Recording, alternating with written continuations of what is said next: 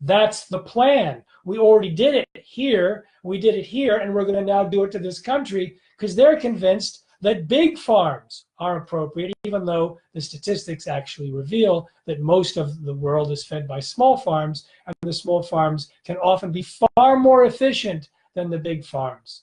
And it can have the, I mean, I can go on and on with that, but you get the point. There's like this big, there's a big shakeup right now in agriculture. The number of farmers has reduced dramatically, especially in the United States and the Western world. We have so few farmers that it's not even a category on the census anymore. You have to mark other, when it used to be, I think, 50% of the American population was involved in agriculture in some way.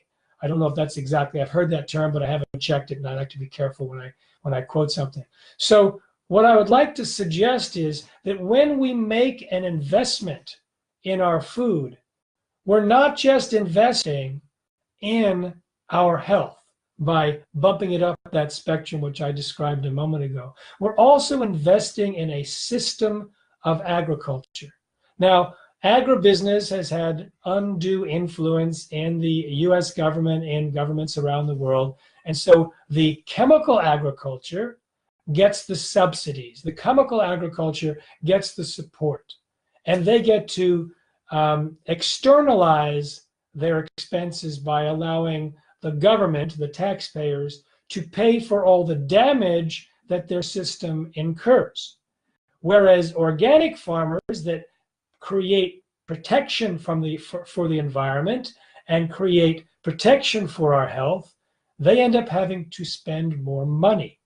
And so by investing in organic food, in nutrient-dense food, in local organic nutrient-dense food, in whatever configuration works for you, you're actually saying, in some cases you have to pay more, and in some cases a lot more, not always, but you're saying, I want to contribute to that. So we often have part of our mind, part of our budget, budgeted for philanthropy, for making the world a better place. And then we have another budget for our food. And that's typically with the attitude, how do we get by spending as little money as possible to nourish ourselves? Now we can ratchet that up by saying, okay, if this cucumber that's organic has 12 times or 10 times the amount of nutrients of the chemical grown cucumber, then I only need to buy one cucumber here instead of 10 or 12 over here. So there's one way of thinking of it. There's another way of thinking of it in terms of, I don't want to put the chemicals in my body. But I want to do an overlay on World Food Day, that you're actually being a philanthropist or an investor, and you're giving money to organic, to sustainable agriculture. You're feeding that chain.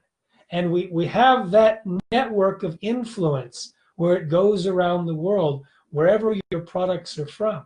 And you get to choose. Do you want to invest in the product from Zambia? Maybe. Do you want to invest in the product from China, from your own country? And would you want to invest in chemical agriculture? And do you want to invest in a farm where you take shares in the farm and you become part of a community-supported agriculture? Some people get shares in a cow where they can end up getting their raw milk from the cow, or they buy an animal when it's slaughtered and they get the meat from the farm rather than through the supermarket. And then there's one more element which I've been holding back on, which I find to be, well, two more, delightful. We'll start with one, and that is the social side of it. You know, for millennia, human social systems have often been built around food and vice versa. And Slow Food is an organization. They have meetings and parties, dinner parties at restaurants with farm to table and whatnot. And they have built a social network with social events around that. In the movie Secret Ingredients, that'll be out soon by Amy Hart and I, that we created, there's two people that get together, not for potlucks. They don't say, what can I bring? Because these families love each other. They actually get together and cook together, because then they get to talk and chat while they're cooking. Brilliant idea. So why don't you think, when you're thinking about eating organic and nutrient dense and whatnot, can also invite your friends to come over, either for potluck or cooking, or you can cook for them, or figure out ways that you can build your local community around that. And the last point, and this was obvious to people who are in the groups that are doing this, like Slow Food, when you actually eat the healthier food, it tastes better. So it tastes better. You can support agriculture. You can support your own health. You can support the future of the world.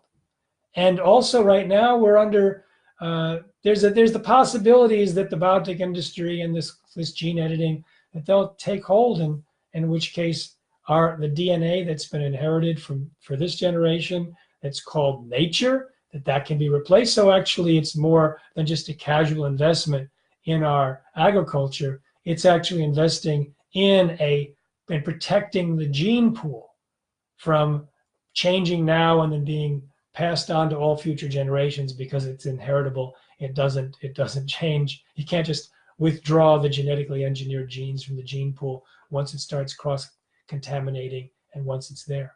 So now that I've given you my best shot in terms of inspiring, now we come back to you. Okay, so where are you?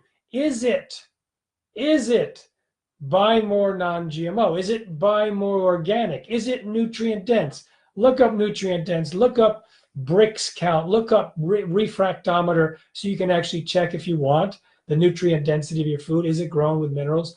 Maybe it's visiting the farms where you want to buy from. Maybe it's going to the farmer's market. Maybe it's the CSA. Maybe it's just simply, when you look at the peas on the produce thing and you see GM, you see the chemical peas, I call them chemical, which means they're conventional, and then you see the organic, and one costs more. Maybe it's the decision to say, okay, this week or this month or this year, I'm going to rebudget myself so that I'm investing in paying a little more so that I support my health and agriculture.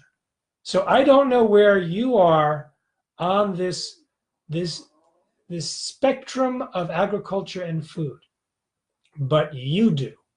So please take this time in World Food Day to decide what you're willing to commit to. And before the end of the day, and if you happen to watch this after World Food Day, make that your World Food Day. By the end of the day today, whatever day it is for you at this point that you're watching, I would like to encourage you to make a commitment.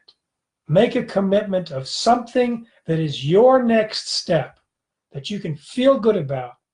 And then as part of that commitment, I ask you one more thing.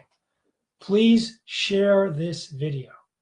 And if you've already decided on what your commitment is, write the commitment down in the messaging.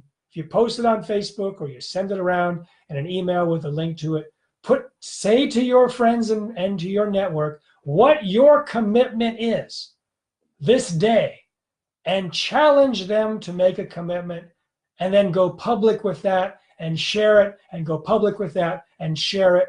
Oh my God, we are so powerful. And with this social media in hand, if we can inspire our network to step up, whatever it is. It may not be your commitment that they do. They may be way behind you. They may say, okay, I think I'll try organic milk or whatever. Who knows what it is? The key is you know what it is. And I want to encourage you to make that decision today. Thank you all. Have a happy, healthy, and delicious World Food Day. Safe eating.